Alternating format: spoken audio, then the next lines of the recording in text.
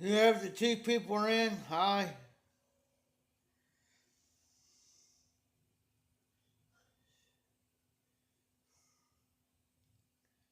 The more I look at this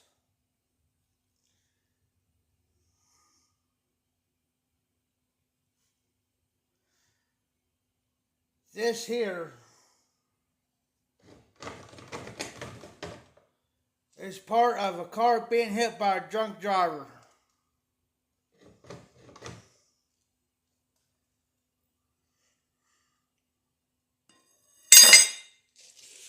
Not only that,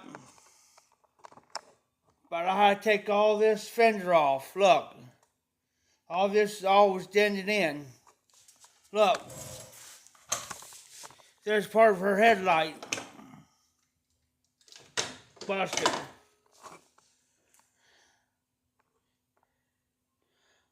Hey Mark, part of this live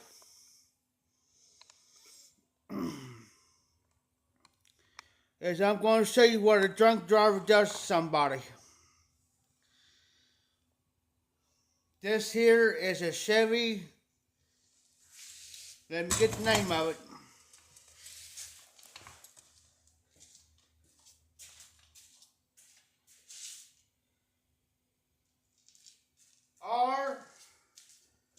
It's a Chevy REVO.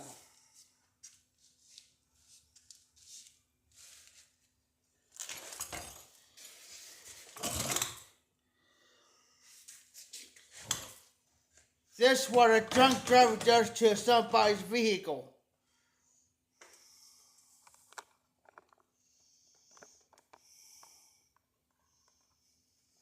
I just took this off.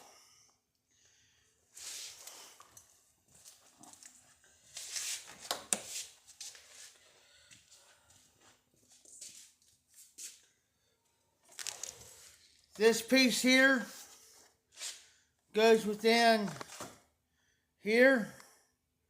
It covers over the tire. That's why I take that off. Busted.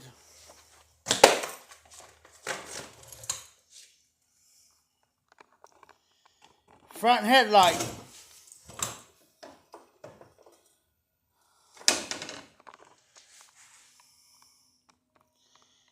She's only 17 years old, about to turn 18. She was at a stoplight, and a drunk come by and swiped her right here. Not only that, but right here, didn't hurt the inside of her door in, right in here. She's fine.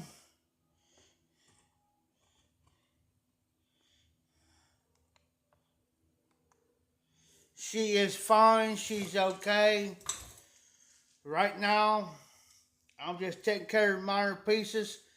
He's getting the parts. I'm putting it back on. I'm just waiting for this is supposed to be out here like this, but like that. That's how hard he hit her. She's fine. Her friend's fine. Her younger sister's fine.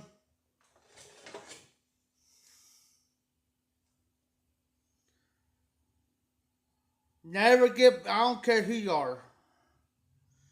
Don't drink and drive.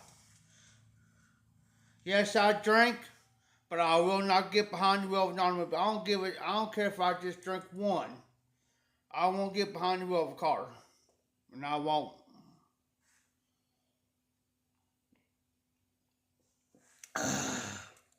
Because this type of stuff can happen.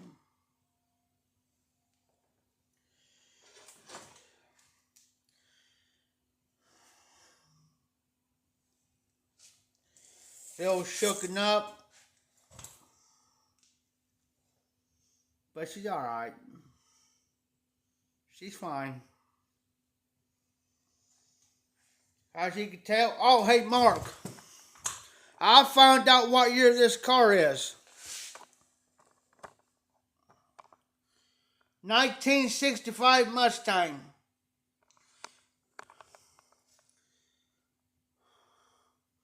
Well, Well, you can see it's a Mustang. Everything's original. He gave it to his boy to work on stuff. He hasn't even started yet. So I guess he's going to do the project. I am. Original 269. 269, Mark. Everything's original in the car. Everything's original. But I'm going to do the project. So I got full permission to do so.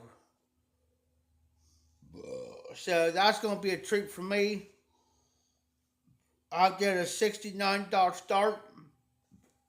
No, it's $65.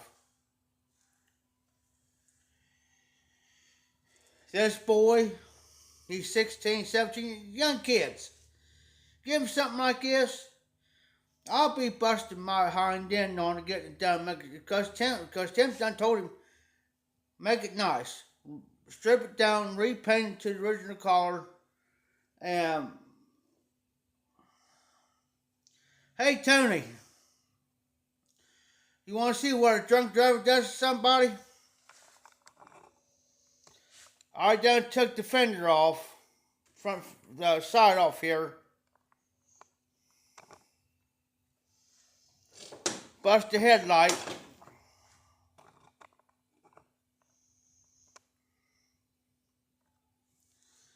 As you can tell,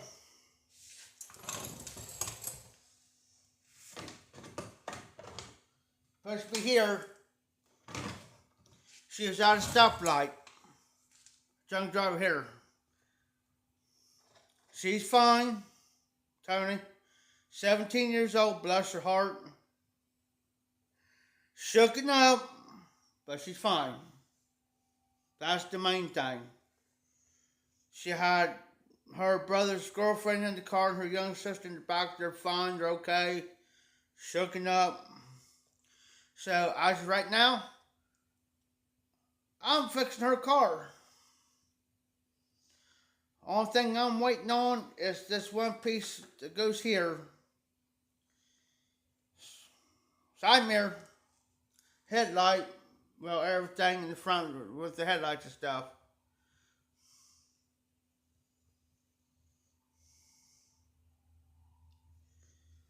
All due to a drunk driver. She's okay. Oh, Tim's hot. I'm hot. He's pissed. I'm pissed. And the only thing she was doing was dropping her brother's girlfriend off. Just happened down here, just right down the road down here. Sorry, SOB. He's got one coming. If we find out who it is. Oh.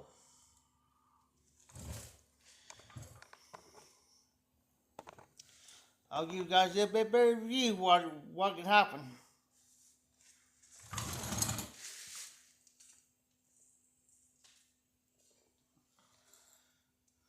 That's just part of a car.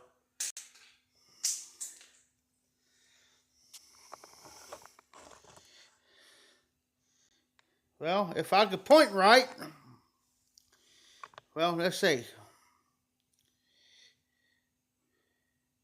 Right where my finger is, right there. That's the other rest of the car. Well, that's the way it needs to be in every state, Mark. That's the way it needs to be. In every state. I was telling Tony, I was telling Mark, if I just drink one of these, I will not get behind the wheel of a car. I won't.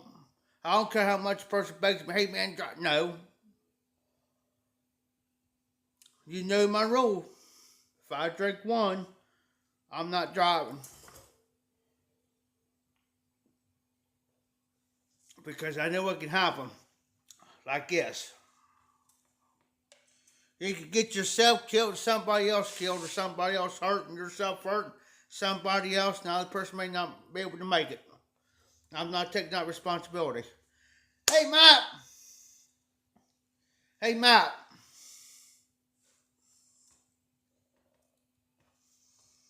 Never drink and drive.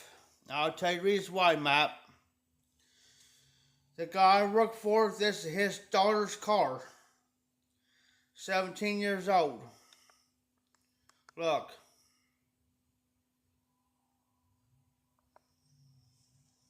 I just took this off.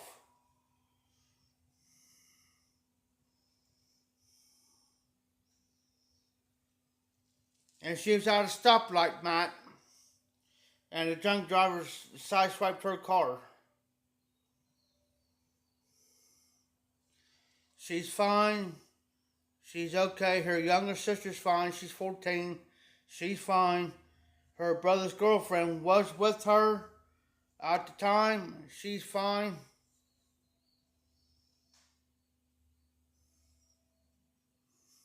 He's royalty hot. I'm royalty hot. I'm mad beyond mad. Because reason why is because I treat his kids like my own kids. When you hurt one of them, oh yeah.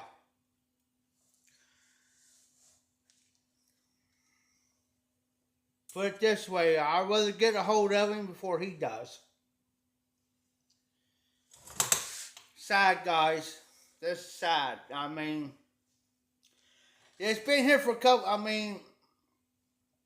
say about a day or two, this car has. Of course, for a 17-year-old, they get in a wreck like this, and they get hit by somebody like that, they don't know what to do. They're tore up, shaken up, tore up, crying, bawling. That's normal.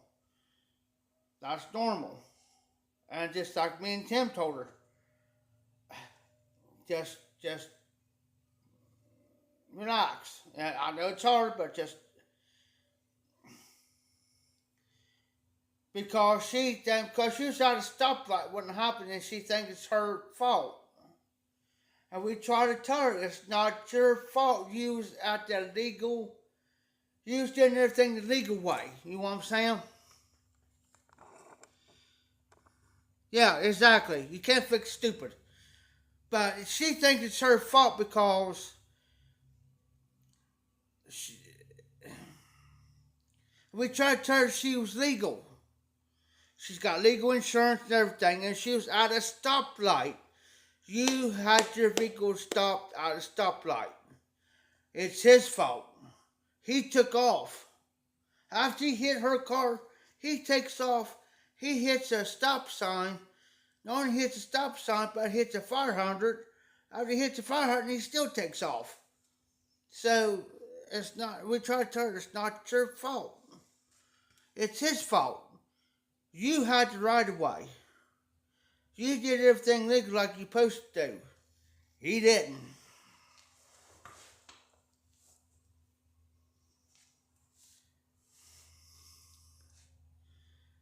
But at least I got her to laugh. At least I got her to laugh just for a few minutes. She would kind of forget it. You know what I'm saying? Just to laugh. She had tears coming, but she was laughing.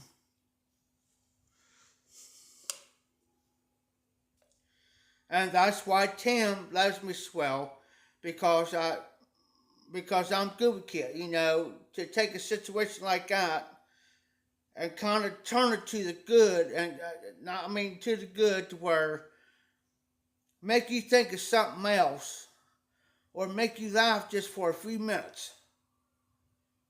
Just for a few minutes. Hey, I've been hit.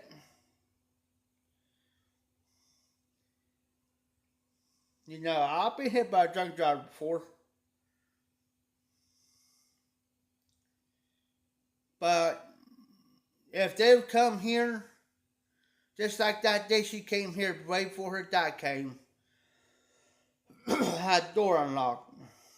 I seen her pull in the car. I had the door unlocked. I kind of opened the door up there and said, hey, you can come in. Came in. We were sitting up there joking around. She was joking with me and I was joking with her. You know,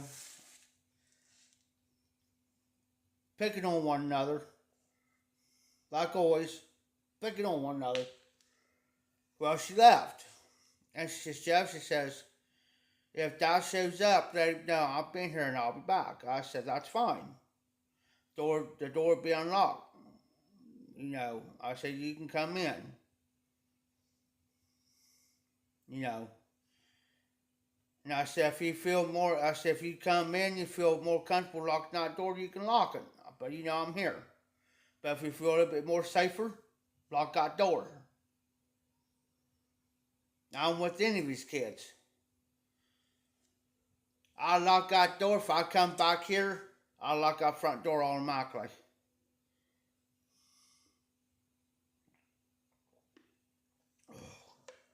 Justin, his boy, he'll come up. Justin, he'll come in.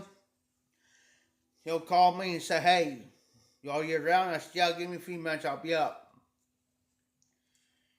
I'll go up there and unlock the door. He'll come in. Me and him come back here, especially in the summertime.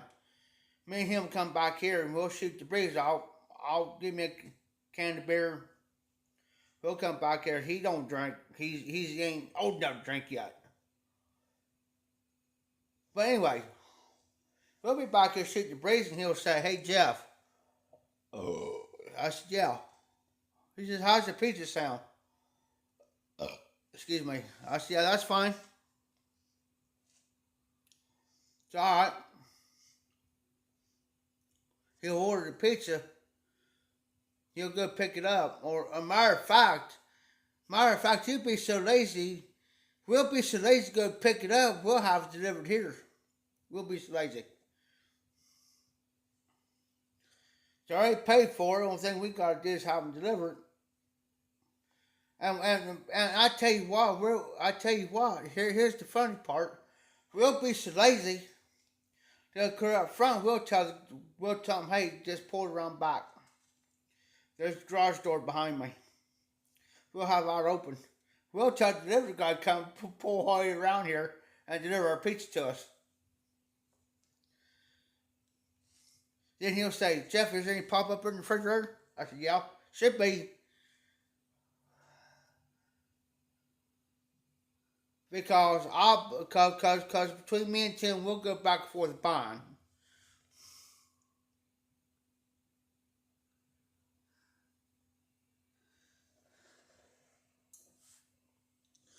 You want me to take you a walk around there, Mark? I can only do it in the lighting part now. Don't mind the mess back here, guys. We've been...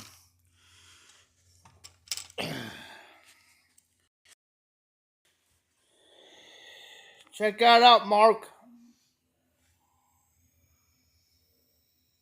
Hey, check that out.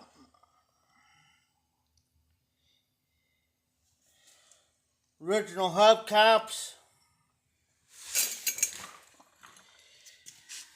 Yeah, that is a 289.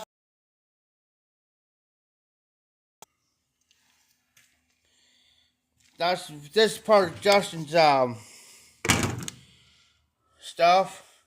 Original engine, everything's original, Mark. As you can tell, the only thing to do is the battery. 2-barrel, no. I take that's a 4-barrel carburetor. 4-barrel.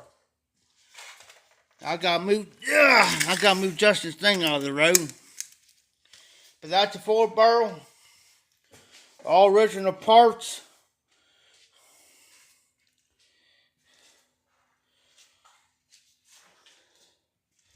And I'm going to bring the breather over, Mark, so you can get a better There's the breather. It is got wax and stuff to shine this stuff up with. We do got it back here in the back. Of course, Tim's golf cart.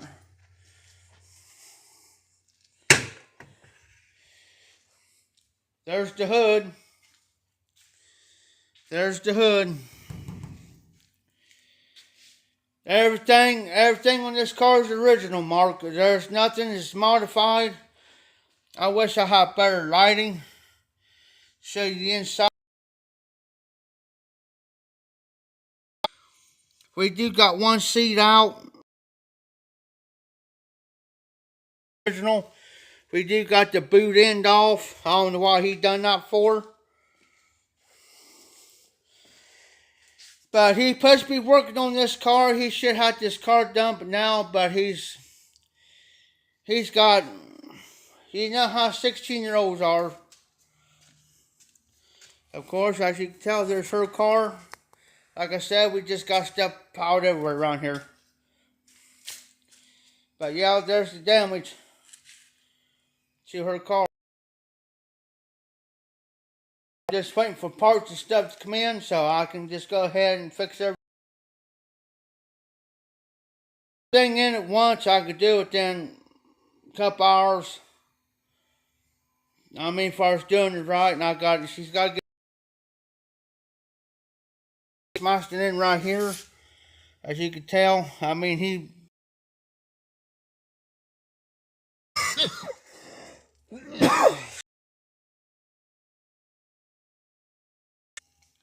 oh yeah, Mark. Back, I'll show you how big his garage is. There's this door that goes in. This is how big his garage is. Of course, this the overhand doors we got.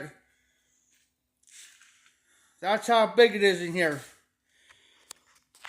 You can probably, if we straighten everything up in here, we can get at least 4 cars in here. 4 cars. This is where we do our derby cars and everything. And yes, we are going to run the derby this year. We are going to do the derby. Tim's begging me to do the derby. So I'm going to have a derby car. And yes, I will have the YTPC on the car for the entire YTPC. Thanks, Mark. Much appreciated. Hey, Todd. So I will have a derby car. We'll have 2 of them suckers in this garage. Working on them. And we'll have probably... Tim will have his in here. And I'll have most likely have mine. Well, we can't because... Well, we have one car out of time now. Because of the Mustang. But...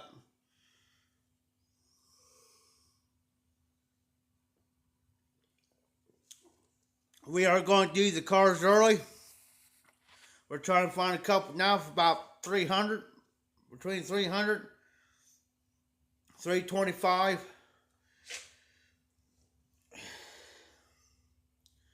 And that's where the fun begins. Yes, Mark, anytime, brother. And you know that car is supposed to be originally red. Red. And some freaking knucklehead painted the sucker white.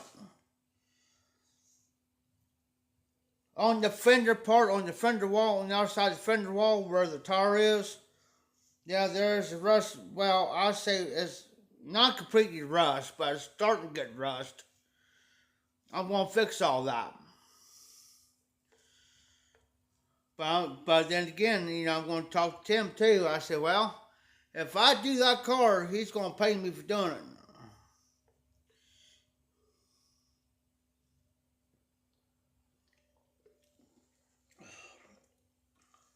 the paint for these cars, I don't care if it's this one. Now, there's a difference between, now here's something funny, guys. Let me give you a little bit of a history lesson. And Mark knows what I'm talking about. You got the 65. Metal. Metal. This over here, fiberglass.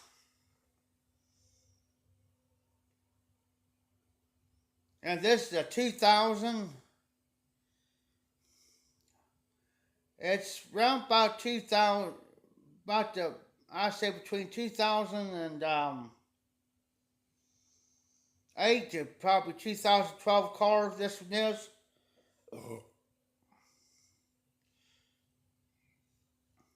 And you take a 65. And if you want my opinion on it, which car will last the longest between the Mustang and this Chevy, I could tell you which car's going to last longer. The Mustang.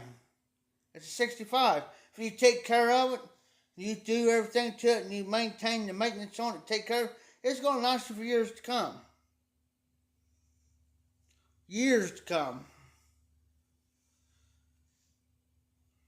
That's the only reason why. If I have to restore a car, that's the only thing I deal with. It's the classics.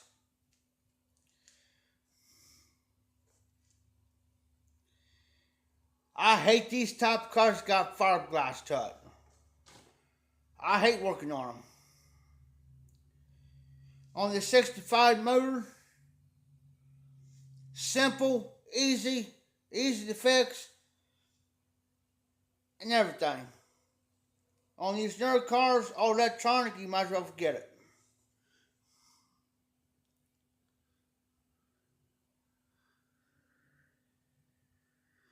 I did, Mark.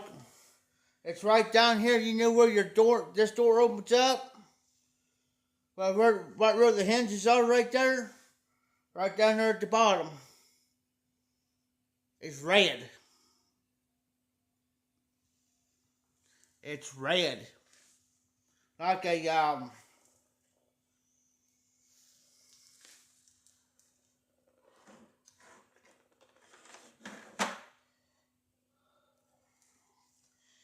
about this color red, a little bit darker than this red, Mark. You know what I'm saying? It's about this colored red, a little bit darker than this red. Like almost like a cherry color.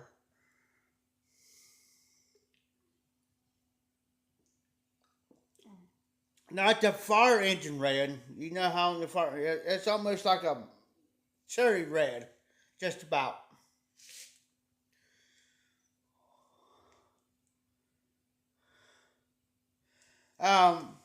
He started on the back part of the car where I'm pointing. Wait a minute. You can see it. You can see it right where I'm pointing. He started to strip the paint off. That's about as far as he went with it.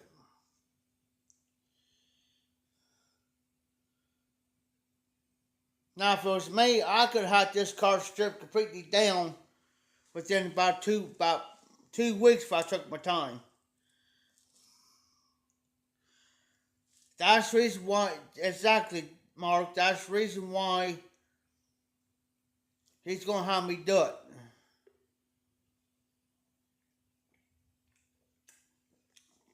And I told him, you got to strip all that this freaking paint off down the middle, like this back there. I said, you can't, I wouldn't paint over this. I said, strip all the freaking paint off this, down the middle till it's smooth. Prime it. Put primer on it. And I said, you have to be quick when you paint. Which means you got to do it all even. Like you do the fender here first. You got to do it all even all the way around the car. Because if we don't, it's going to look, the paint job's going to look odd. I used to work for a guy that did painting on cars like these.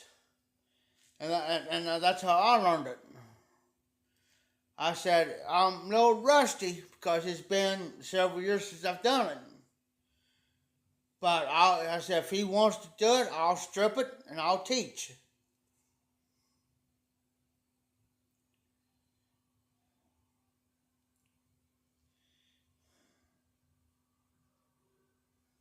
Yes.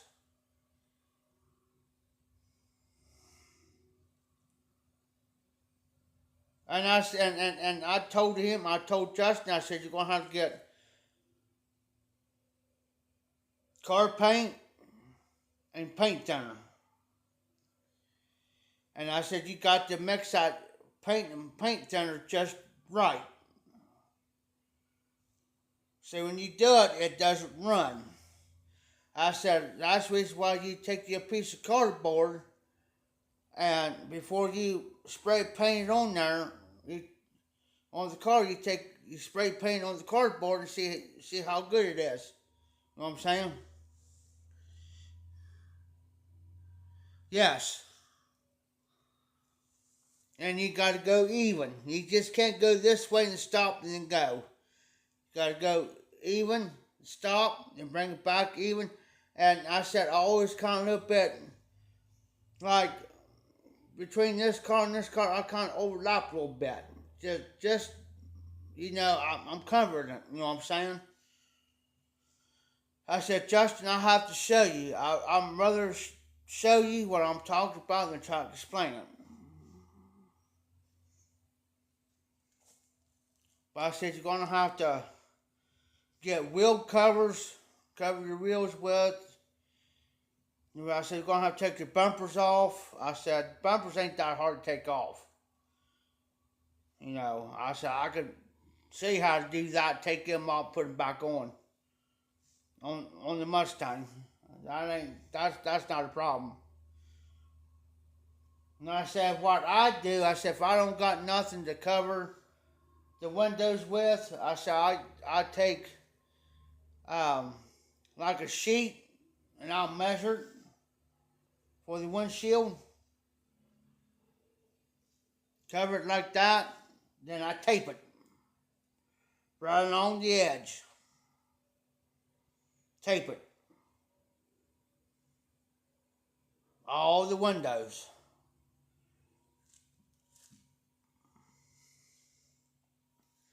And then Tim, he's surprised. He says, well, you know more than what you do know, Jeff, don't you, Jeff? I said, I used to do guys' cars and stuff, like the classics, and I used to do his Farmalls before the Case International took over. Like the Farmall H, the Farmall M's. I did all the paint jobs. Professional paint jobs. And I said that's how I got to learn to do it. But it takes patience. When you paint, you can't get no, gotta be quick. Not quick, but you gotta be a little bit quick. But also it takes patience. You know, you can't get no hurry because you're going to screw it up. I done it.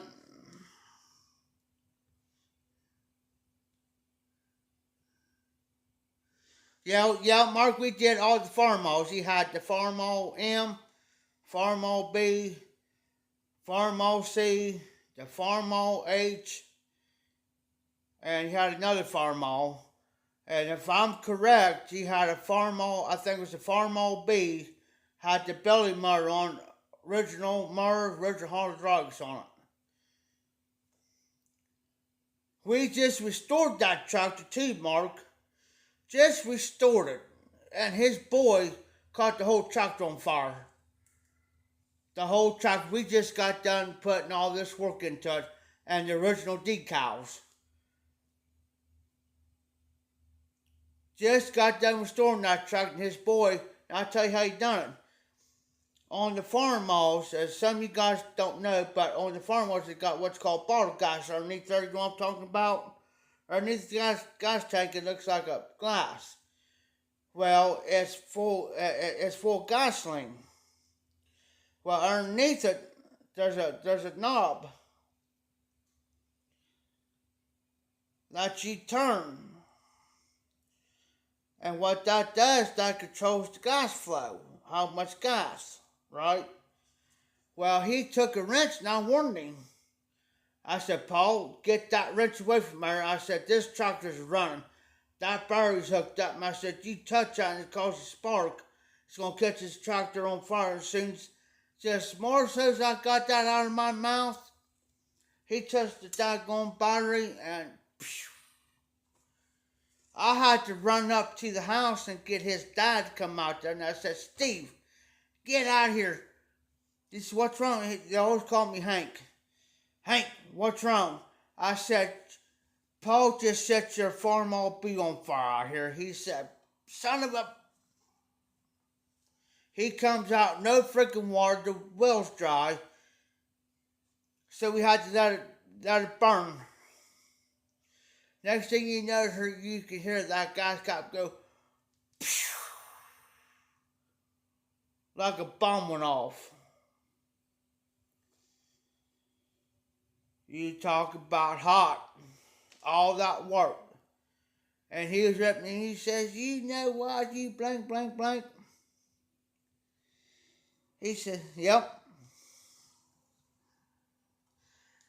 He says, you know, Hank did all that freaking work all that time he put in that tractor, doing all the work, restoring it, fixing it. I mean, it ran, but cleaning it up, cleaning the engine, power washing it, get it all nice, looking nice before we painted it all.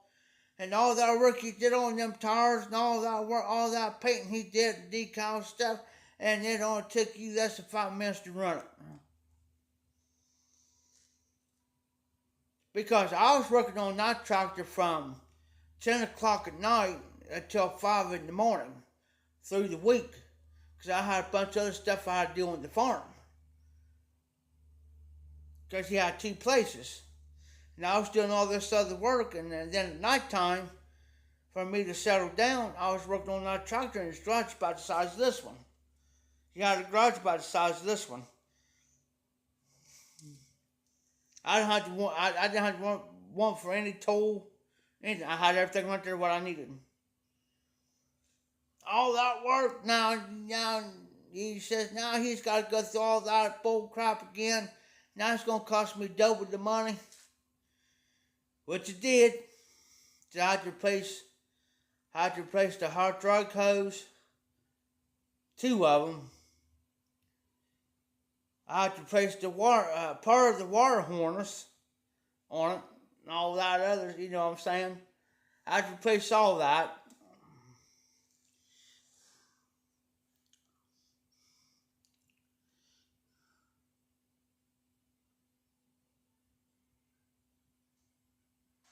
I sure will, Mark. I sure will. I'll check that out, Mark.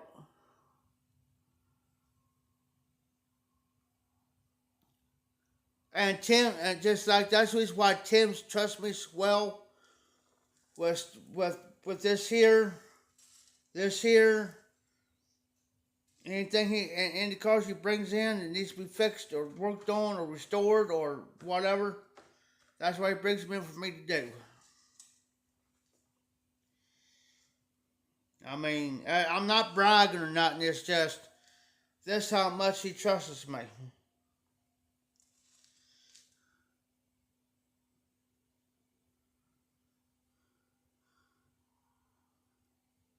Them old wheel horses, them suckers, I haven't seen one in years. Far as Mark, restored, you know what I'm saying, nice.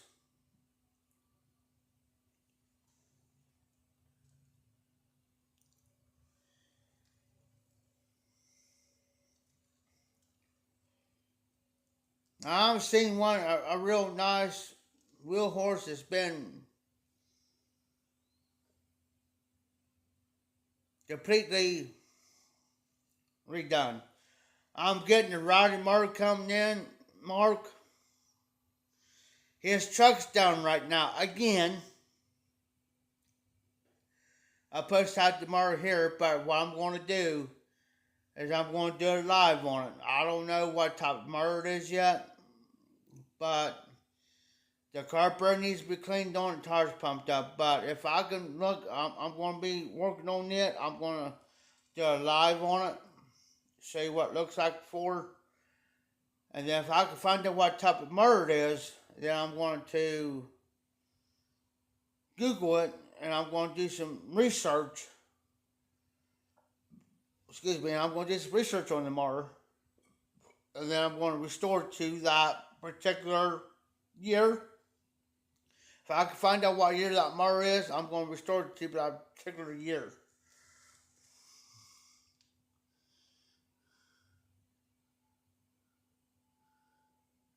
Waterloo boys, I haven't seen the Waterloo in forever. Stovers, them are good. And the big McCormicks, now the McCormicks are the internationals.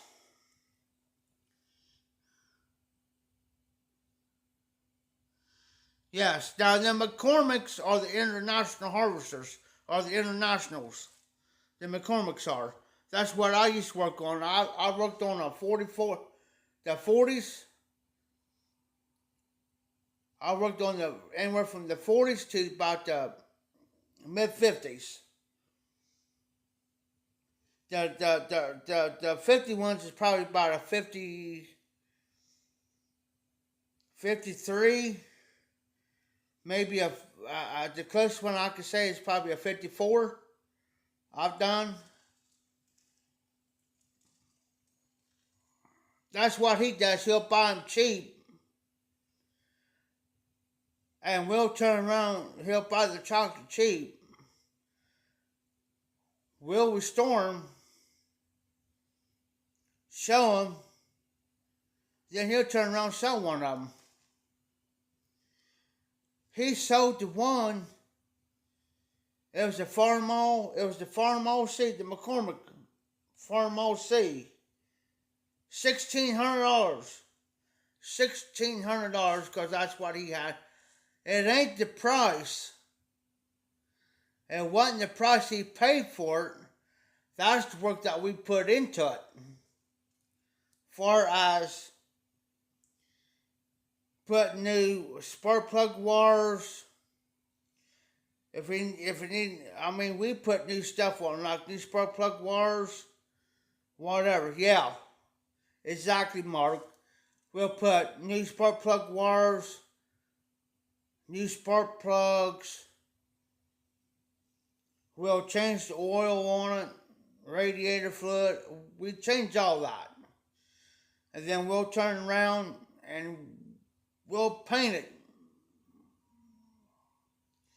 And then we'll get the McCormick's. You know the McCormick's decal? It's got McCormick's International. We'll get the original decal. And we'll put it on both sides and we'll even them babies up.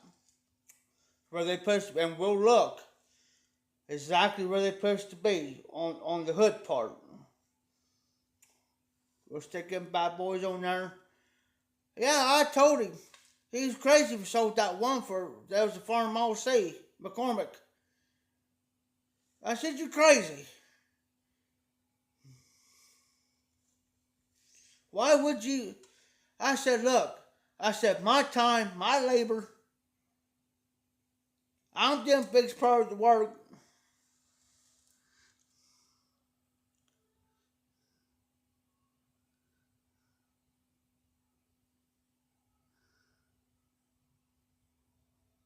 Oh wow, that's a good deal.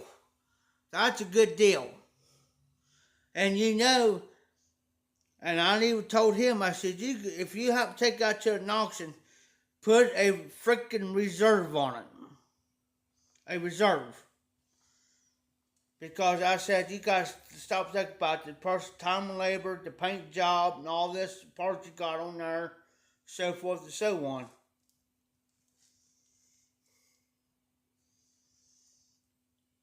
But did I get a chunk of the money?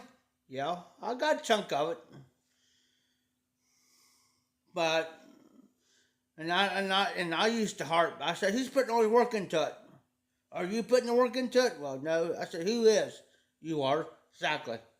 So therefore, whatever how much you sell for that, I get half because I'm doing all the labor and all the work to it.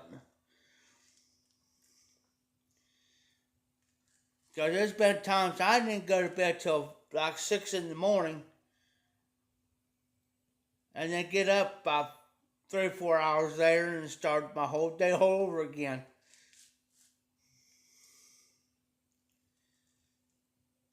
That's cheap for that. For 30, I mean, you got a good price for it, but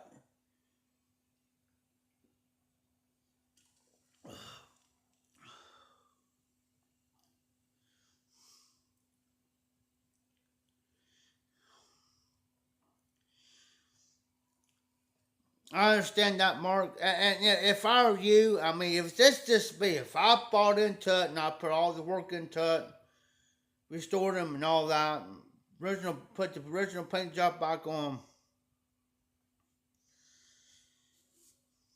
I keep them.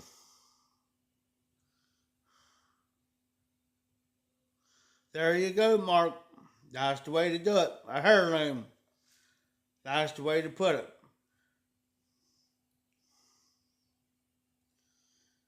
But as long as now here's the thing.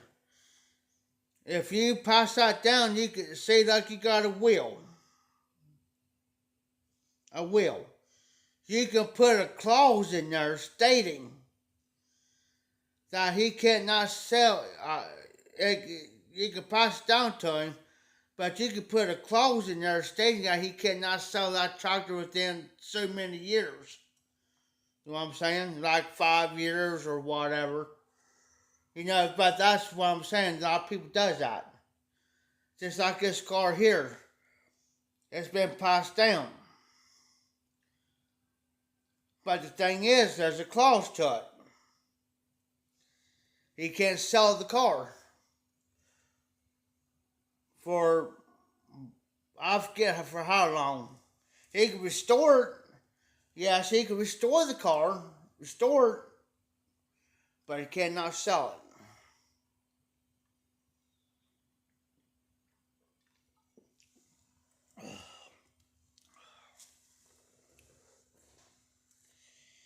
I mean, it's warm back here. I just put this on. My little jacket on. This is my light jacket. Because I get sick so easy.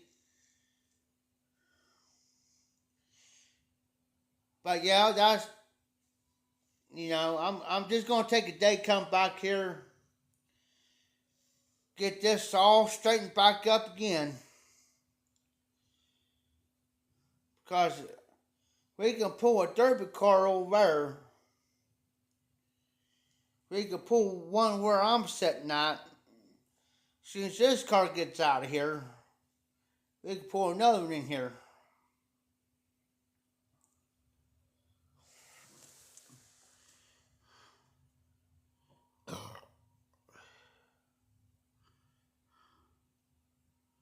Excuse me. Yeah, their engines are big. Yeah. But here's another thing. I appreciate that, Mark. Yeah, because I like to see them. I would like to see them, McCormick's, Mark. That'll be one of my best days ever. Just sit there and watch it. Just see the video of them. That'll just make my day.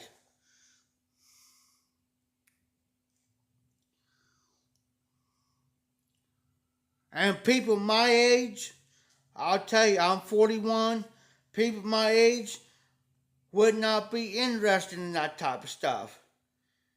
I was working on this stuff when I was in my late 20s, early 30s, up to my mid 30s. working on this type of stuff, doing this type of stuff. And people around close between them ages, my age now, they don't go interested in that type of stuff. And I always harp. I wouldn't even tell Tim's boy, I said, you better cherish this type of stuff, because I said, there's not too many people, there's not too many kids your age, and he's 16, about to turn 17. I said, there ain't too many kids your age can get a hold of something of a 65 Mustang like this and restore it, get it around, restore it, and drive it around, whatever. I said, consider yourself fortunate. Consider yourself fortunate. Because I said, if I had that 60, and I told him one day in there, right in front of his dad, I said, if I had that 65 sitting back there, that car would have been done, repainted, and everything needs to be done to it. And that sucker would have been on the road. The only time I wouldn't drive it, the only time I wouldn't drive the car if it was raining, or if there's snow nice and salt on the road. That's the only time I wouldn't drive it. It'll be sitting in the garage, like here, or wherever.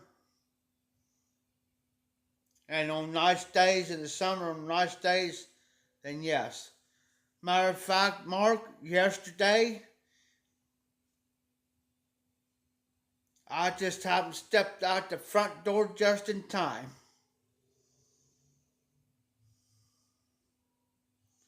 Seen that classic roaster, yellow.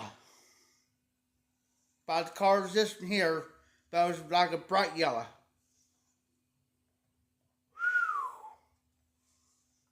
Yes, sir.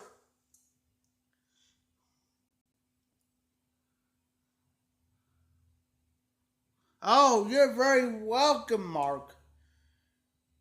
See, there's things. See, Mark, here's the thing. There's a lot of people don't know a lot of things about me about this. Here's the one of the things, few things that you guys know about me. Old engines, cars, you name it. You bring something up like McCormick's, the old McCormick Internationals or whatever, heck yeah. We could talk all night about it. But I seen this car, it was a roaster yesterday, Mark. Nice. And you could tell it was like, there's a road over this way. There's a highway out here. Well, this road goes this way, goes that way, goes towards Walmart.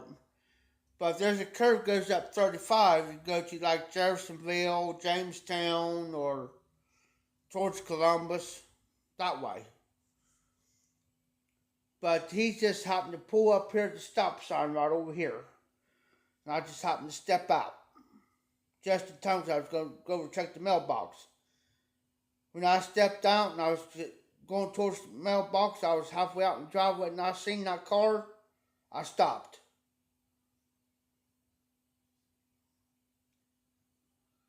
I was glued. Open hood. I was watching him. He was going up 22 towards Sabina. I was watching him too. Oh, sweet and purr like a kitten. Oh, you can just hear it. You know how. Oh, you just hear it. It's just like, damn. You decided to brought that car out today because it was nice out. It was nice out yesterday. Nice weather, about 62, 63 degree weather here, sunny.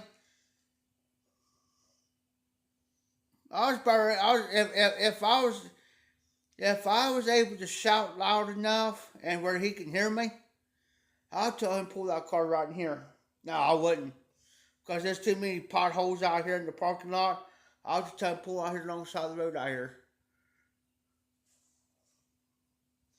Let me look at it real quick. Now, down here at the bowling alley, it's like a 3-minute walk. I can walk out the door right here and just, within that's 3 minutes, I'm right here at the bowling alley. Now, during the summer, they'll have the classic cars and classic tractors down here. And as soon as they hit in, and Tim's here, I said, Tim, I'm back. He said, where you going? I said, you see what's going on down here? What's going on? I said, there's classic cars, and there is tractors down here, and I'm hitting it. And he says, where? Bowling alley. He said, well, hold on. He says, hold on. He says, we'll walk. I said, come on. We'll leave everybody else here. And he'll say, come on, Jeff. And me and him take off.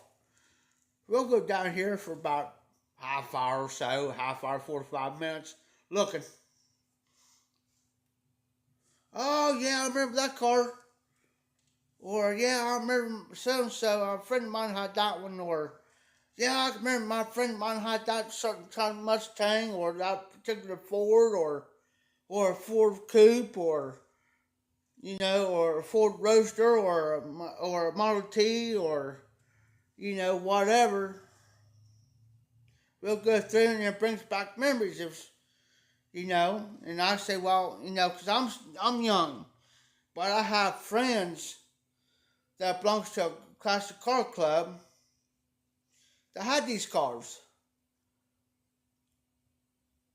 And with their cars, I was able to get up close because they wouldn't let anybody walk up to their car and just, get up close and personal or open the door up and get in. I had the privilege to do that because they trust me not to, I'm not going to get in there with dirty clothes on or greasy hands, or I'm not going to destroy nothing. And I had the privilege to sit in the car, and because most people, they're particular, which I can understand that. You put all that time and money, effort into it, and you don't want somebody touching it. I go up this and here, right now, and touch it. I could actually work on this car. I could sit in the car. I can start the car if I don't know if the keys in there or not. Hold on, I'm gonna find out the keys in there. If the keys in there, I'll start the bad boy up.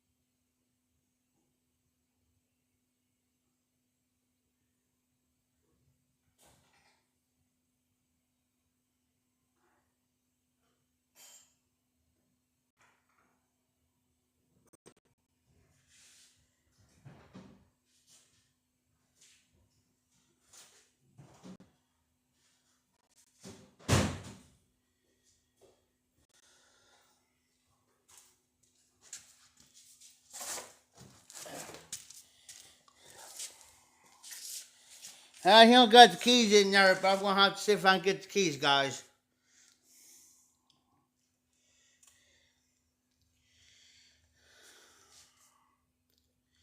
Cause sometimes he'll misplace the keys sometimes too.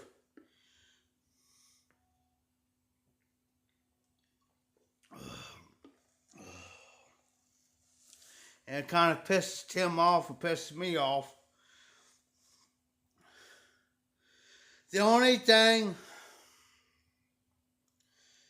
I'm going to harp. He changed the light bulbs. He turned them like a blue purplish color on the car.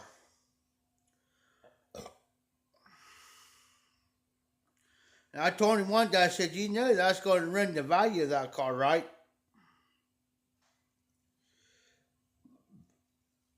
And it will. Much I hate to say it, but it will ruin the value of that car.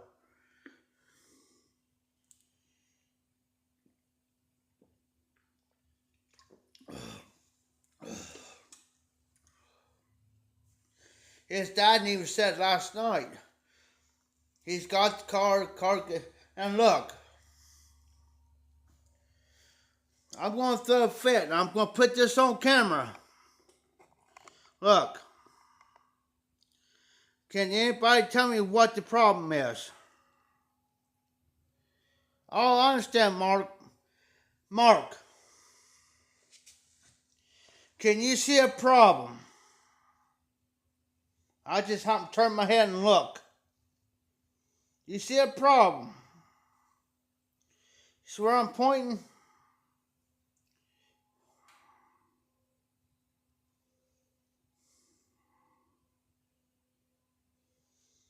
See the problem?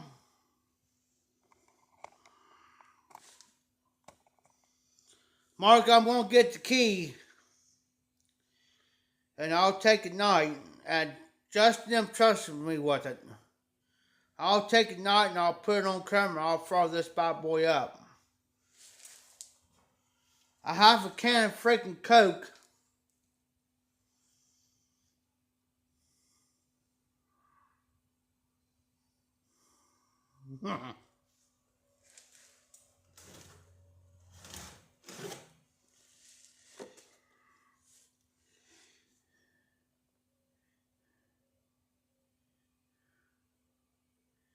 Yeah.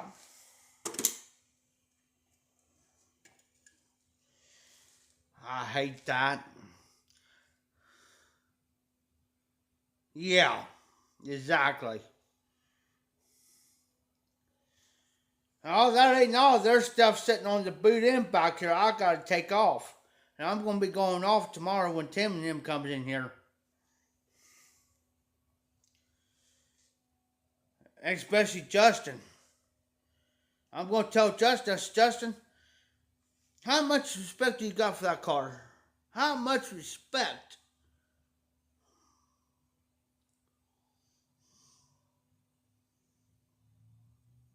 I said it ain't like you got to your car and you can do what the heck you want to do to your car. But you take a car like you got sitting back there that's irreplaceable.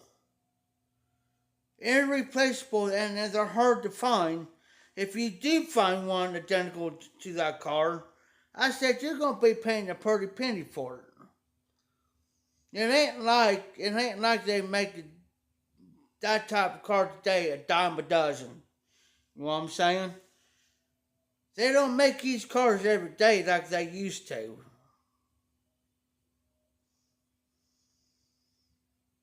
And I'm going to tell him too. I said, if I put the work into it and your dad, I said, in the way your dad gave me the okay, but I'm going to make sure.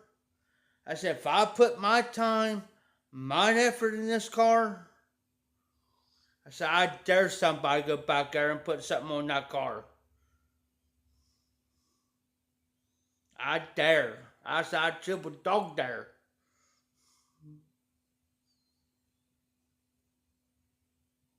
Because I said, whoever puts anything on that car, I said, guess what? If I'm personally, yeah, easy, Mark, easy, 65,000, easy. And I said, if I'm personally taking this paint off down the middle, that's if I find whoever puts, I don't care if it's a can of pop or something on that cart, and I'll find out who does it, guess what they're going to be done? You're going to be finishing the rest. I don't care if I start back there and I'm halfway done with this side right here. And I come halfway up the power store right here. Guess what they're going to be done, Justin? They're going to be here every single day. Taking the rest of it all the way around the car. Leaving the hood. Leaving the top, the roof, and the boot end. No pay. Yeah, they'll get something to eat and stuff, but no pay, no nothing. They're going to be here for 8 to 12 hours. I don't care how long it takes.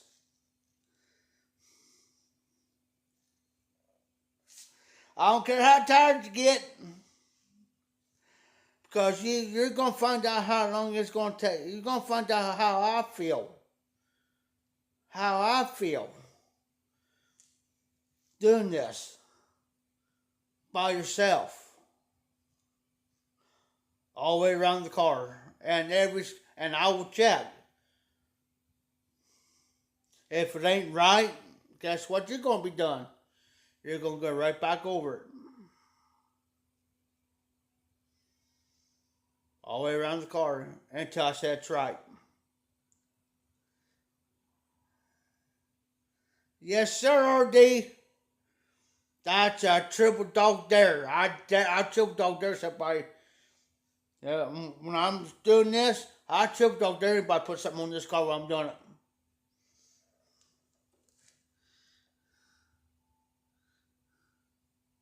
Oh, wow. Oh, wow, Mark. Yeah.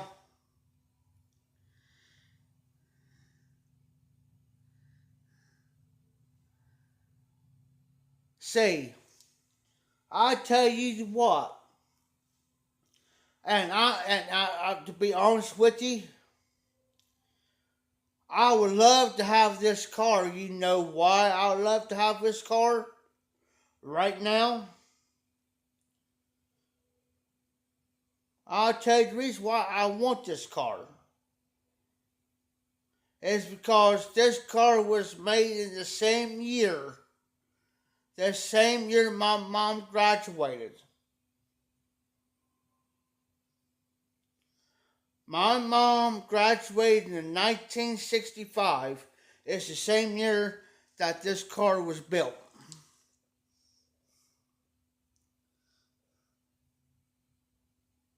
Oh, nice, Mark.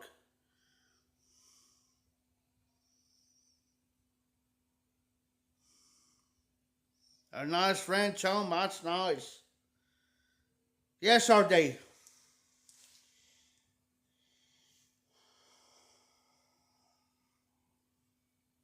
That's why I'm wanting it. That's why I'm trying to. That's another little secret. RD, I'm serious. Oh yeah.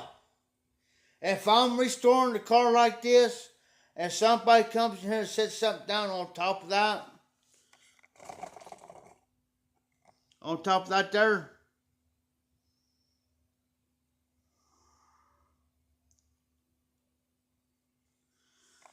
come to find out, Mark, everything's original.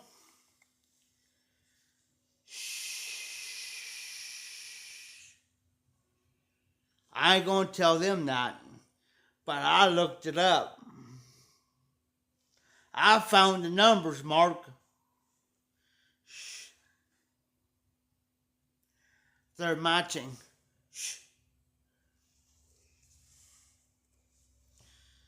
Don't say I didn't tell you. Well, I could talk about because they're not here, but shh.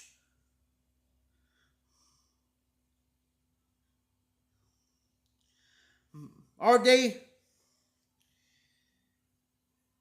you take the 65 289. They don't, well, I ain't gonna go there. But yeah. They are matching, Mark. Because I looked it up.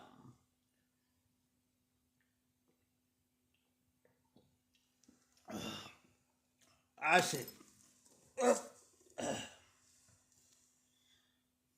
I see a few rust spots, but it ain't that bad. I mean, there's one where I'll show you. If I could point right. Right where my finger is, this is a rust spot. Right there where my finger is, this is a little rust spot. It ain't very big. It's probably maybe about that big around. Not very big. There. Matter of fact, I'll show you. And yes, do not do this to a car. But I'm about ready to do.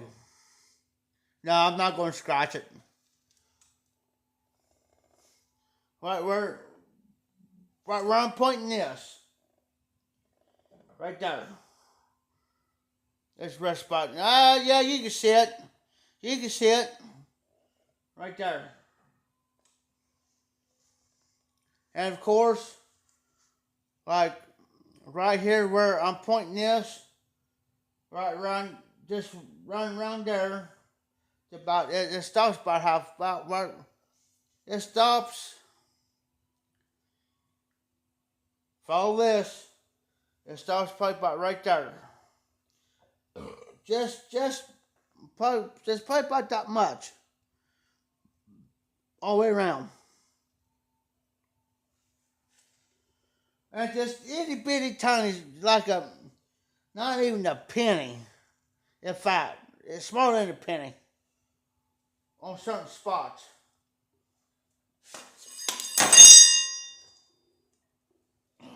That's it.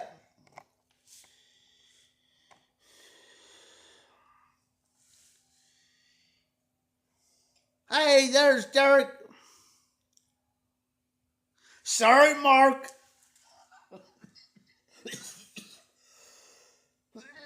Hey, Zippo. Here you go, Zippo. You want to see what a drunk driver does to a car?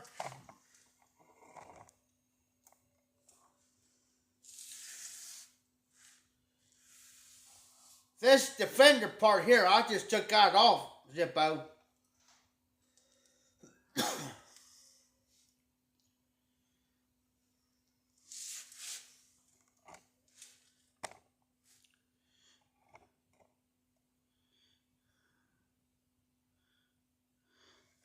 Tire iron. Hold on.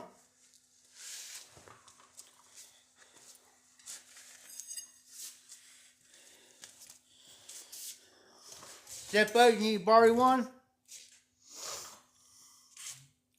I got one right here, buddy. Yeah. This is what you're seeing. She's all right though. No. Reason why I'm placing on. I'm just waiting for him to get me the piece here, right here. That's what I'm needing. I'm waiting on that. Waiting on the mirror, side mirror. He might give me the door that I'm needing. See what else. See what else we're needing. Whoop. Sorry about that. I need all that. Yeah. There's a thing that goes over your tire right here. I done took that sucker off. I take the Sawzall to it. Yeah. Didn't want to.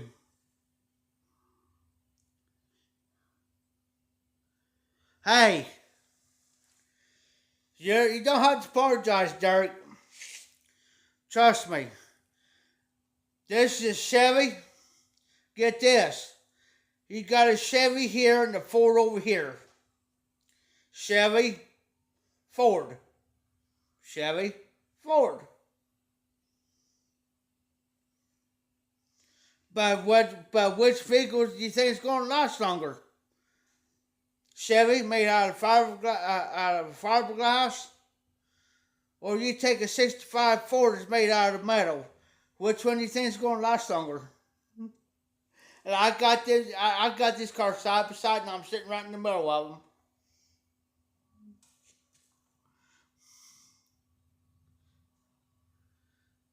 Our day, I can show you any day of the week what a drug repairman can do.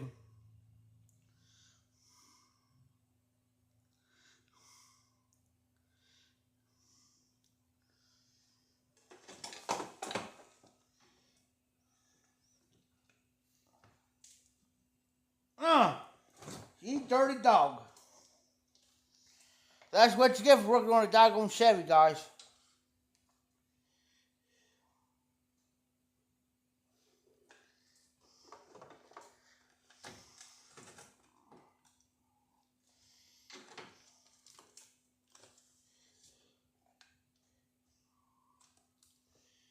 Matter of fact, I got to get this.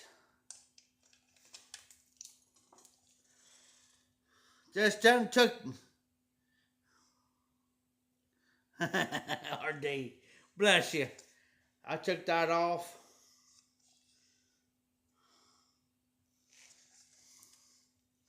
I'll set that up there. See what else can be taken off.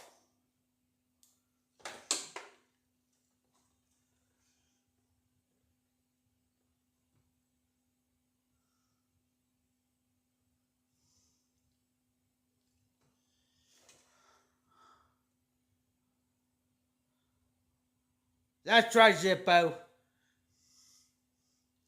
And I found out instead of that being a 2 carburetor, that's a 4 barrel.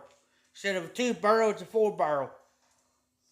I just happened, I'll show Mark earlier the carburetor on that car, Zippo, or Derek. And I re-looked, and it's a 4 barrel instead of a 2 barrel. Because the light was shining just right. And it was a 4 barrel instead of 2.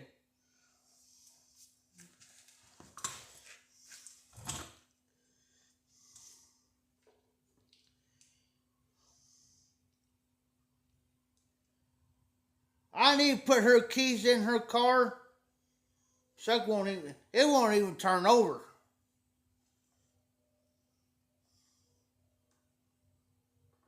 By side.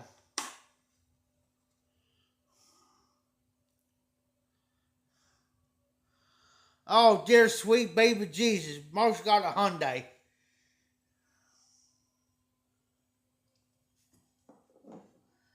Oh, no, he didn't go there.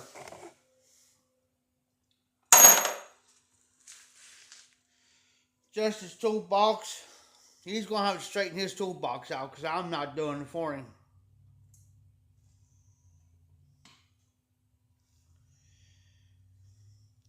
I'll be...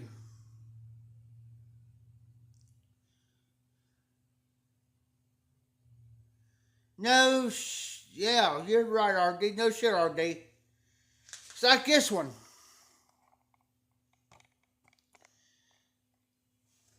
Everything underneath this car is fuel injected. Electronic. This over here, simple as hell. 4 barrel, simple to work on. I would work on this one over here. I would work on this 65 than I would that one.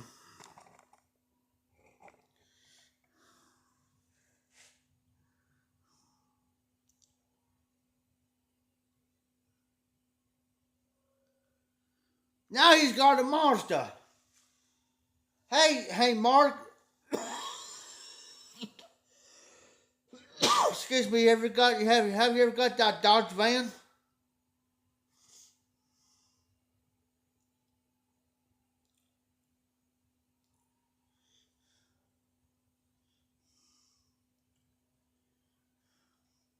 Hey Zippo, what do you think this one is? Yeah, I understand there, Zippo. Hey Mark, I thought you got that Dodge van, didn't you? I may be wrong. Now my dad had a little Toyota Nissan years ago. It was like an 80-something model. It was a pickup truck.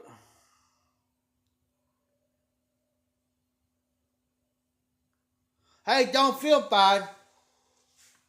Tim had his Dodge truck. It's an '09 Dodge. Four-door. It's a crew cab Dodge 1500 series 4x4. Me and him went to Columbus, Ohio. Derek knows where I'm talking about.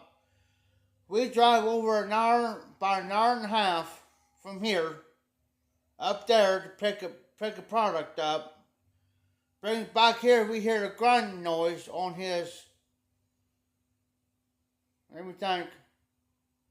Driver's side, front, up here.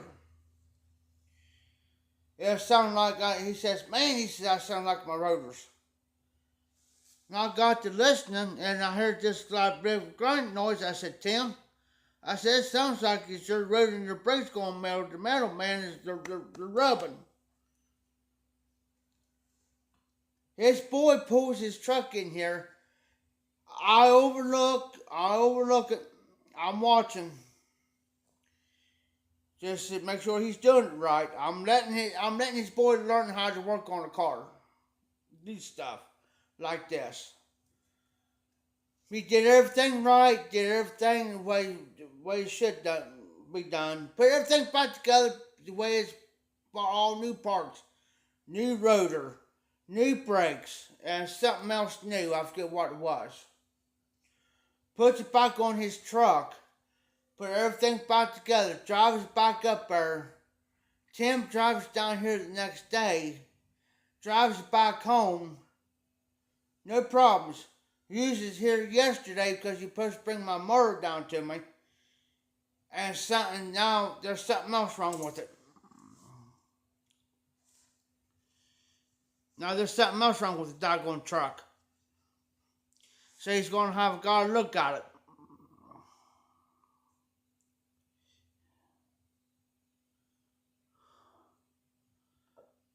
That's crazy, Derek. There's one guy here in town I'll take it to, and his name is Jim Van Dyke. He's out here on 22, not far from here. And I know him.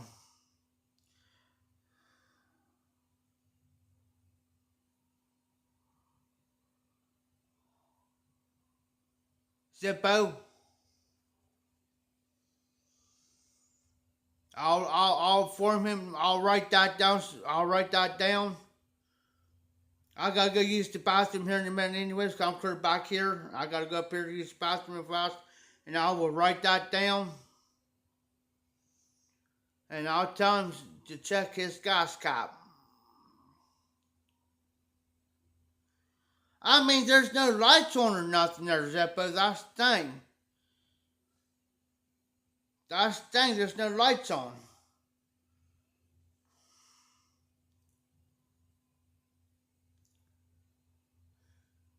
I'll be right back, guys. Talk among yourselves. I'll be right back. And let me check my battery level here real fast.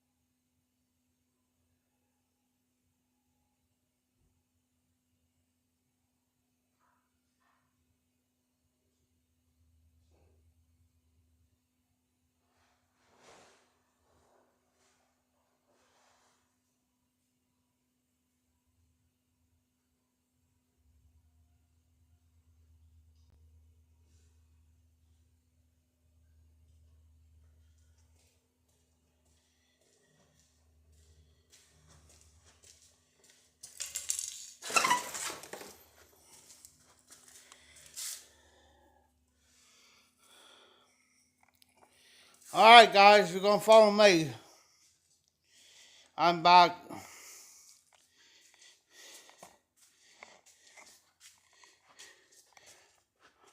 Alright, RD. The heck with that door. I'm gonna take you guys up towards the front. If y'all don't mind.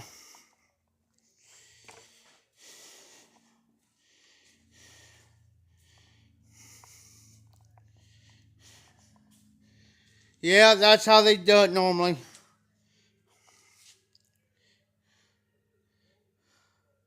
What's messed up, RD? Around the curtain. It's warmer up here than it is back there. Yeah, that's how they do it there, Zippo.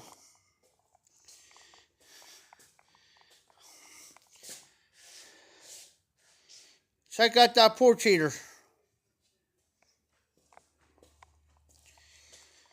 Now we're going to enter into the dark side. Just kidding.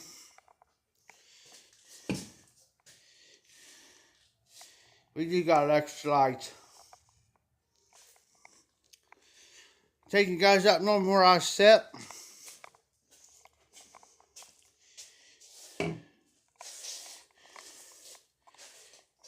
So bear with me just for 1 second.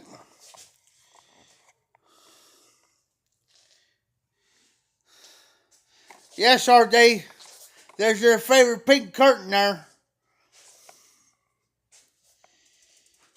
Matter of fact, since RD mentioned the pink curtain, and it's his favorite. Yes, RD. Oh, wait a minute.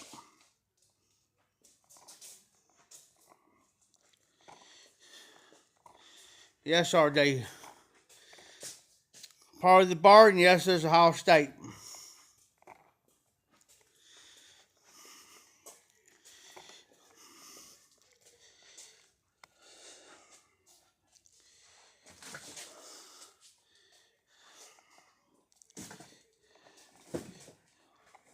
And yeah, there you go, RD.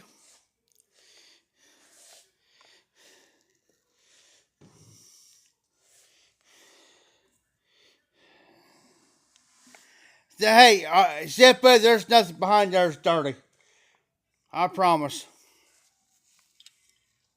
I promise, RD. Zippo, there's nothing behind there that's dirty. All that's been removed.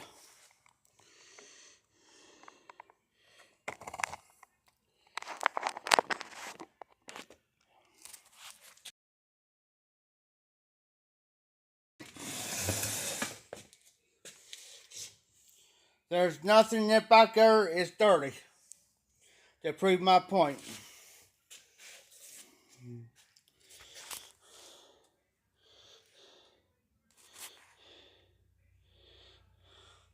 Jeff didn't buy nothing out. Jeff won't do no such thing. Gonna stick you guys right there. I'll be right back. I gotta go grab my extension cord.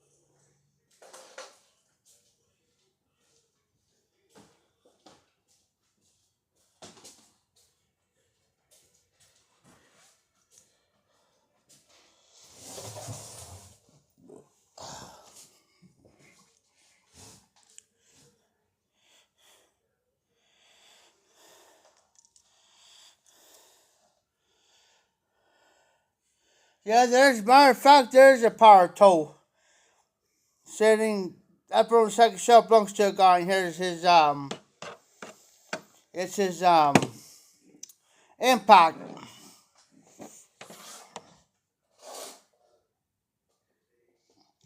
And yes, I do got power tools. Oh, nice, Derek. I just got my charger real quick and my extension cord that I use. I keep this extension cord up towards the front, up where I normally set. This is a real long extension.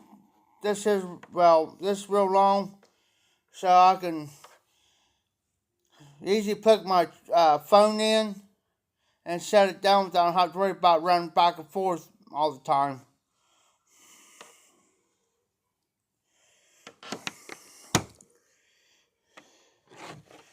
So, I'm gonna put you guys. Hold on, I'm gonna put you guys on charge.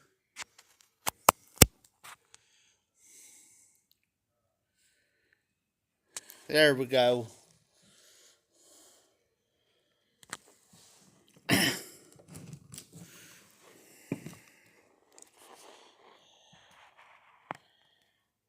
Well, if I get this set straight and set the way I want it, it'll be right. There we go. Good. Now I had to prop my phone on something. It's good. Jewelry case.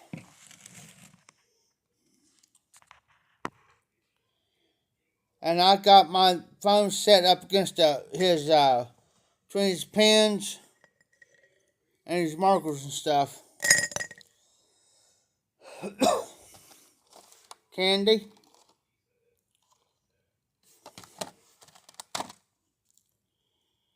And I already snatched me one. I'll snatch that one. Yes, I'm allowed to have.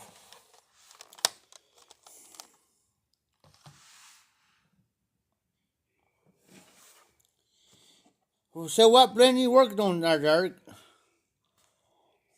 I need something sweet anyways.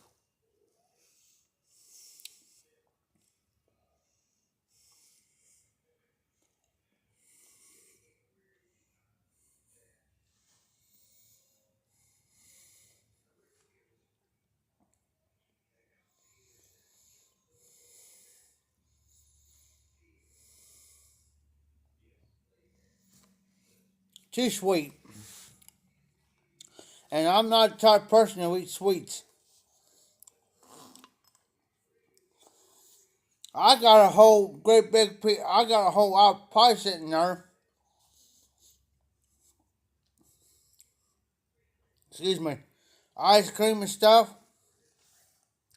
I told these guys to take them, but they wouldn't do it. Red Virginia, Double Pressed Burley, Izmir, Dark Fire, Parade, Glycam.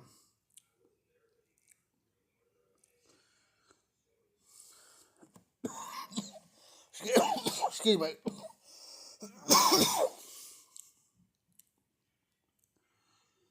For generation I need. Hey, tell me how that turned out. Tell me how that turns out, Zippo. If you, just like I've done, if it turns out good, then I'll make me another batch identical to that. Start that baby up and let it set for 30 days. For real. You know, I told them guys, I said, take out apple pie and stuff, guys. Because I got through a food bank. There you go. Bounce it out, torque it where you think it's bounced out perfect, though, Zippo. That's where I'm at. Once you get it done like that and you think it's right, where you want it, then make another batch the way you did, but write it down how you done it. Make you a batch set for 30. But yeah, I told them guys, I said, because I got from the food bank. Guys, I told them, guys, take out, because I said I'm not too much of a sweet person anymore. It was sitting there go to waste. Now, I don't like to waste stuff.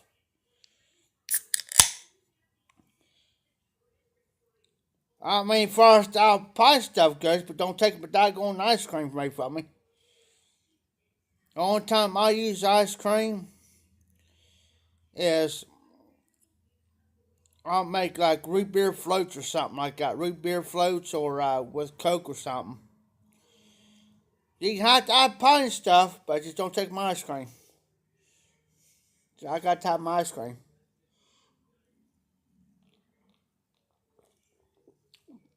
Because every now and then I might get a sweet tooth or something. I'll take what I do to my ice cream. I tell how I eat my ice cream. I'll give me maybe 1 or 2 scoops, small scoops, and I kind of let it kind of melt a little bit. Then eat it.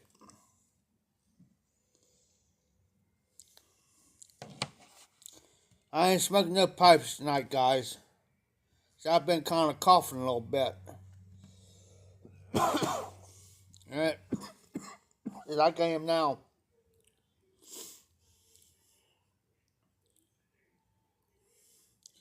I done bought 1 3-pack today. Hey, RD, get this. I done bought 1 3-pack today, and Tim turns around and buys me a freaking another one for tonight. Yeah, that's why I told him I got vanilla ice cream sitting there, a whole great big container of it. I got from the food bank. I told him don't touch my ice cream. We're going to fight.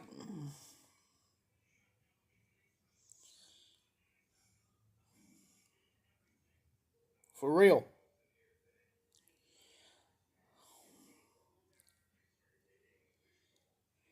My eyes just as well, RD.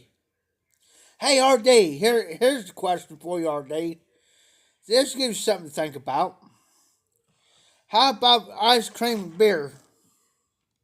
A beer float.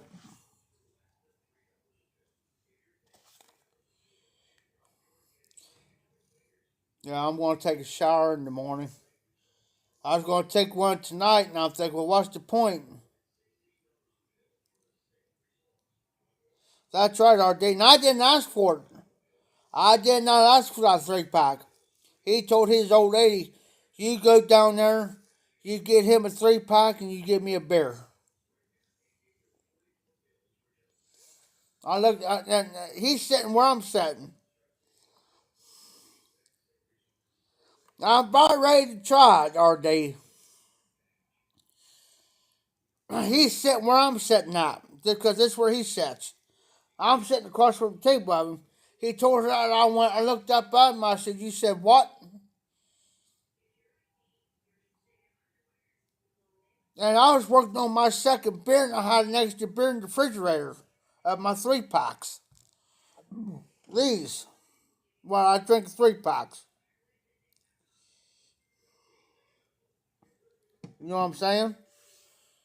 And he says, he told Tamika he ain't supposed to be working too much. He's working too much. He ain't supposed to be working that much. Sitting over here, sitting right here just a laughing. Prick. I was about to call him prick. I'm thinking prick. Come tell him, I ain't supposed to be working that hard. Exactly, are they? Oh, found my pen.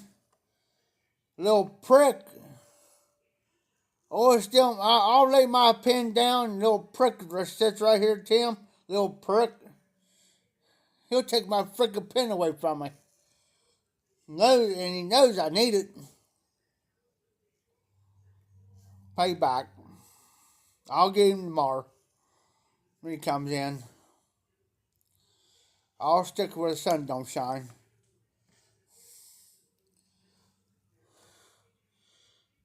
He thinks his starter checks his oil.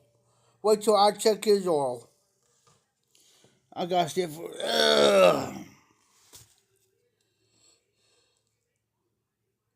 Oh, I can't show this.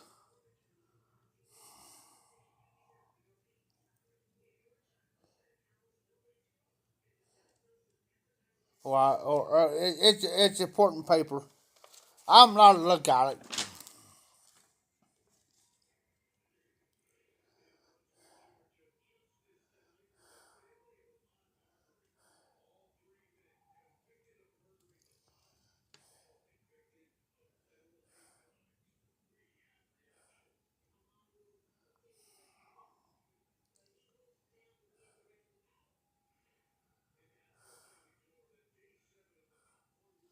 Oh, I know what this is.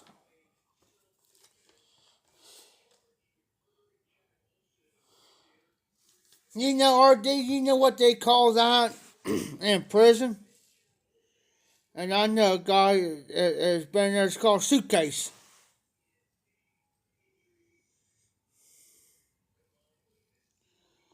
I'm trying to find me a piece of paper I can't write on that.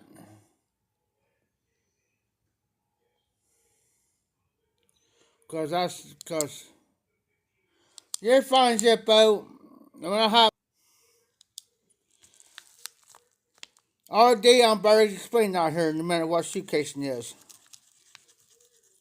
As soon as I get my pen working.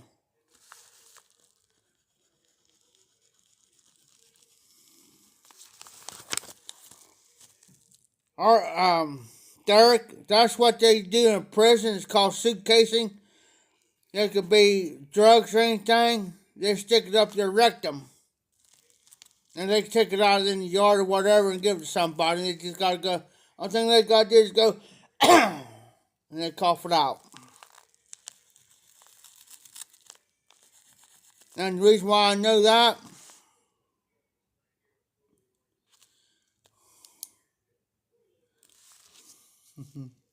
I ain't accepting no muffins up in the big house. They get more than muffins. Hold on. Blank, blank. That's what you get.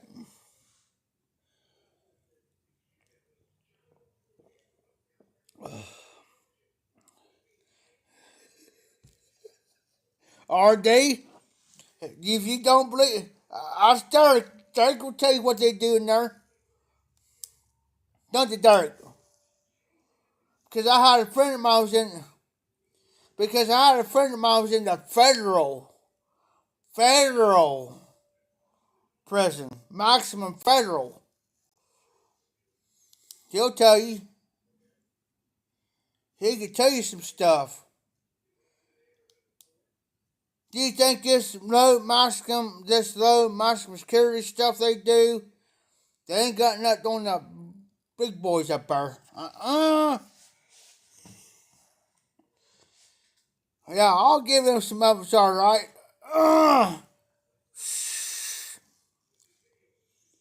There's your muffin, blank blank.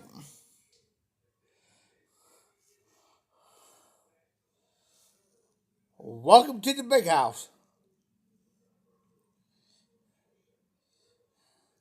That's right. Do you want sparkling things on your brownies too, there, boy?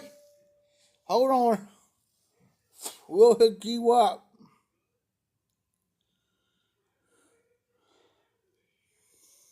Oh, check this what I gotta do, guys. I could do it if I want to, and I don't have to do it. Exactly. Hey, I can show this because it's got the American flag in the middle. I can show this. But you know what this means, right, guys?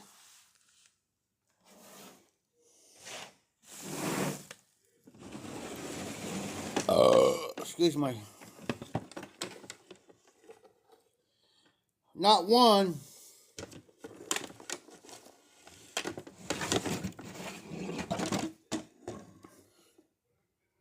All nothing but different chargers I gotta sort out. iPhone, C chargers, Android chargers, I gotta sort them all out. He told me I could do it if I'm bored. I can sort all them out. Plus a bag full if I want to. That's at my discretion if I want to do it or not. But I'd rather sort them out. I'll do that tomorrow before he gets here. That's why. And I'll have 3 different boxes. You know what I mean? One for iPhones, then one box for C chargers, and one box for Android, and mark them. They'll be all separated and organized.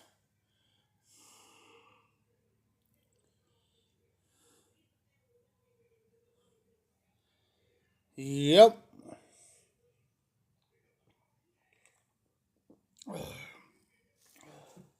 He gave me a couple of stickers. Oh, I gotta fix his glasses.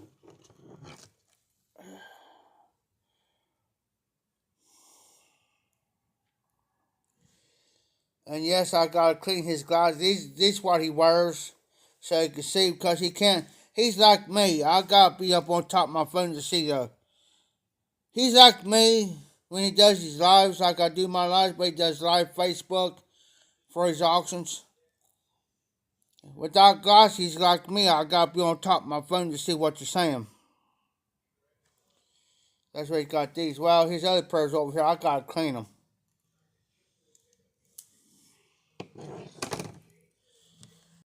I gotta clean his glasses for him.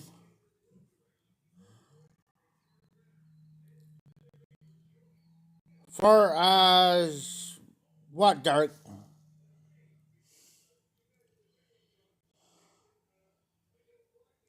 He sells poppets. Check this out though. Spider-Man poppet. Spider-Man poppet. Neat. Oh.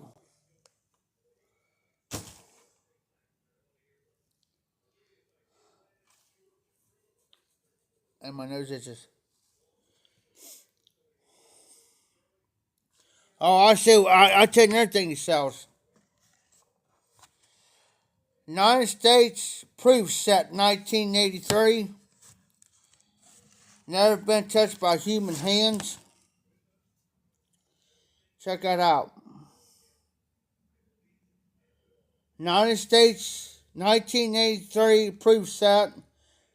Yes, exactly, Zippo. Never been touched by human hands.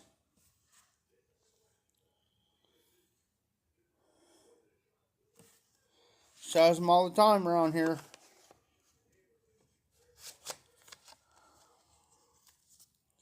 United States proof set, 1983.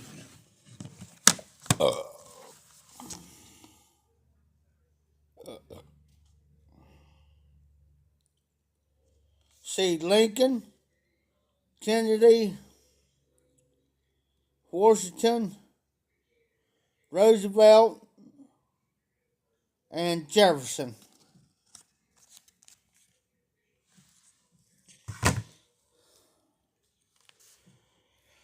And I'm surprised, and he sells these for like $8 a whack. And he paid double the price for them.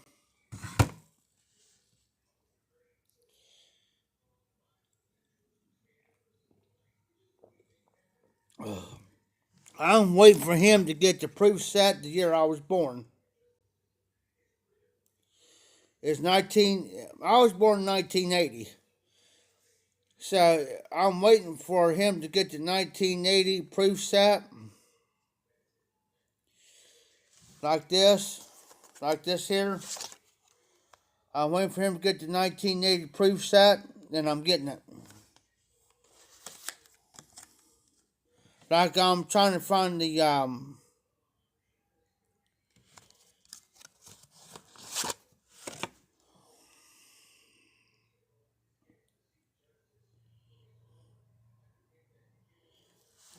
but I hate to tell you, Zippo, how much he paid for this.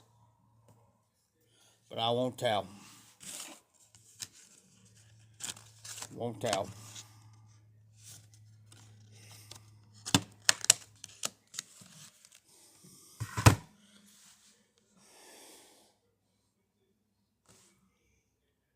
I mean, I could take those out there and spend it.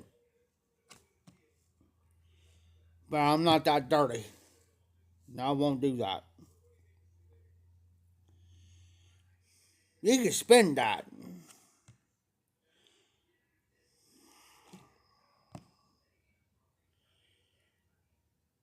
But on these 4 tables here, and well, just on this right here, if he brings his other, now that stuff on his 4 tables, there's not even under 1,000 what he spends. In fact,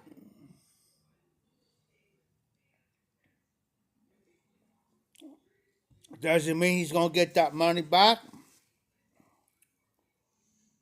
9 times out of 10, yeah.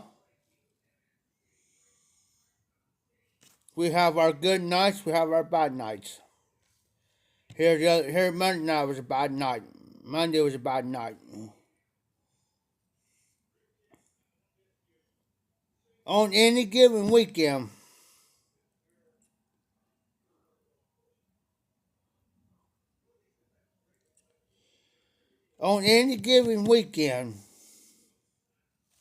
I've seen this with him.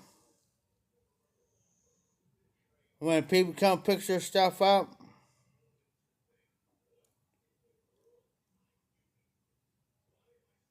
he can have about a little over 2 grand.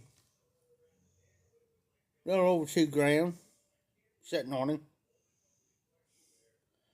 That is if everybody comes picks up like they're supposed to come pick up.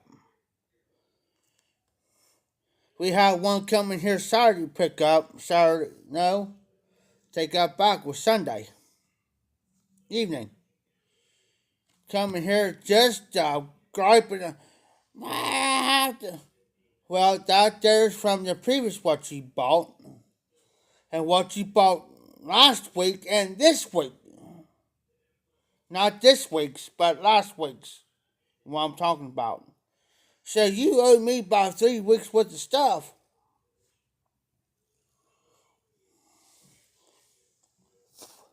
You know what I'm saying? Either you pay up or you're off the live.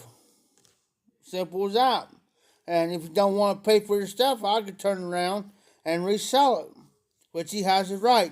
Any auctioneer has the right to do that.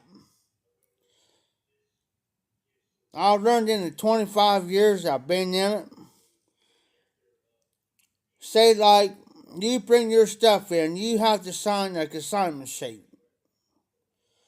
If he has his regular auctions. And this is the same way with the live auction. If you come in and say like you got stuff that you want to sell, okay, you sign what's called a consignment sheet. And for each item you put down on that consignment sheet, you got to give him what you want for it. Unless you got a reserve. Say like these glasses.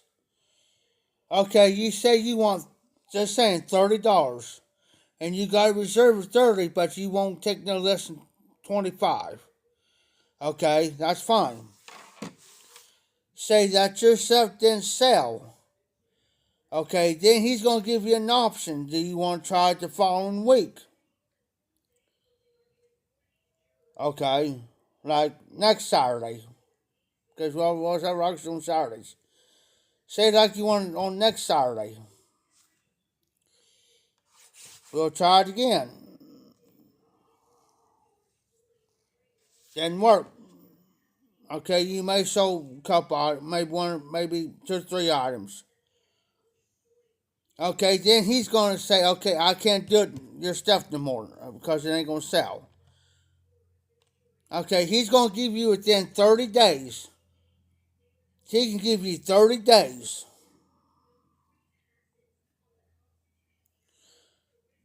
To do what you want to do unless he tells you otherwise. Or he could tell you, okay, I'll give you within a week. Up to 30 days. Unless he, like I said, unless he says otherwise. To come get your stuff. If you don't pick your stuff up within that time period, what he tells you, it becomes the property of the auction house. It will become the property of the auction house. Because it's up to his discretion But on that paper, it could tell you 30 days to come get your stuff to pick it up. But he can he can override that. I've seen him do it, and he has that right to do it. Have I seen him take people's stuff that bought off of him, take it back? Yes, I have. Many a time.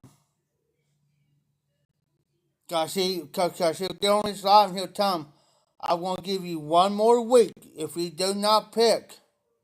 And he forewarns, if you don't come pick up this week, then you have to forfeit your stuff. You lost it. I don't care if you Facebook pay him, PayPal him, whatever. Because these tables over here, there's a total of 4 tables over here has to be cleared off of people's stuff so we can put these, if we, what people's we did this week, we can put on them tables. Right now there is 1, 2, 3, 4 people, about 4 people, 5, 6, 7 people need to come pick their stuff up. If they don't pick it up, guess what?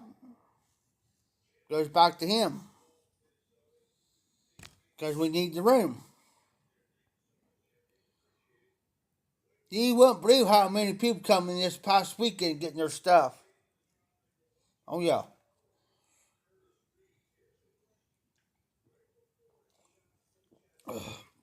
That's the way of the auction business.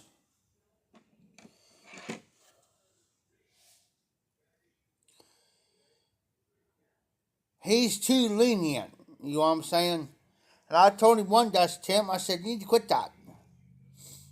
I said, you're getting people. I said, you're being too lenient with certain people, and not with others. You gotta be fair with everybody.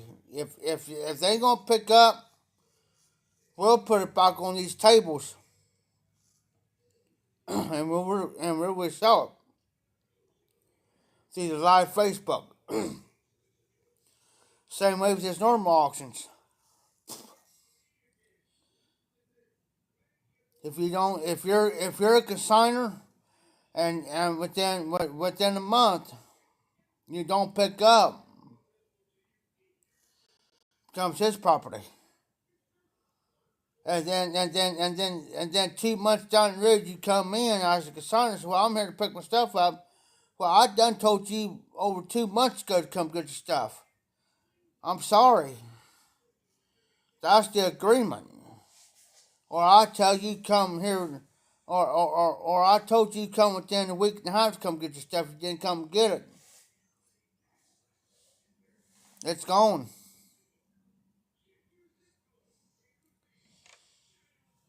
You know, I mean, he has to do that to people, but hey, we got to move stuff and get it out of here. You wouldn't believe how many trailer loads of stuff we took out of here, and truckloads of stuff. Of crap of people's. He knows it and I know it ain't going to sell. We'll get rid of it. Plain and simple. And that's with any auction business. It ain't here, but that's to anybody.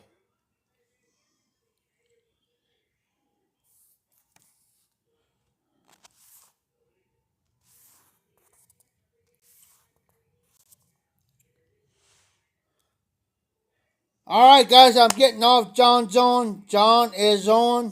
Art brought up is live. I'm getting off. I'll catch you guys over. You all have a good night.